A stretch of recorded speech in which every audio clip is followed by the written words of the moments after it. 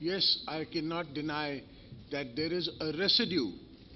There is a residue in Pakistan of the war that was fought against the Soviet Union in the Soviet Cold War era. That residue remains. There is billions of dollars of drug trade going on in Afghanistan, and I have shouted from the top of the presidency and in the presidency in White House, telling the world and calling for their attention towards the drug problem in Afghanistan. All countries of the region know very well that the roots of the problems does not exist in the region itself.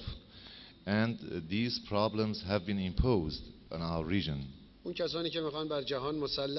are countries that are determined to dominate our region, and they have targeted our region for their domination and hegemony. There is no fundamental problem among countries of the region.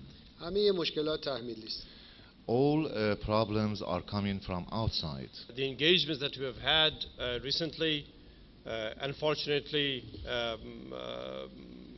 with incidents in between, have been fruitful, have been deep in a proper understanding of the difficulties and afflictions, as a matter of fact, brought upon us. I can also perhaps, in a certain way, talk about a good conversation, a good dialogue that we had yesterday with our brothers in Pakistan, and our meeting today at the tripartite of the three countries was one that was futuristically oriented, and with recognition of the opportunities and the dangers around. People ask me that the question that deliver Mullah Omar.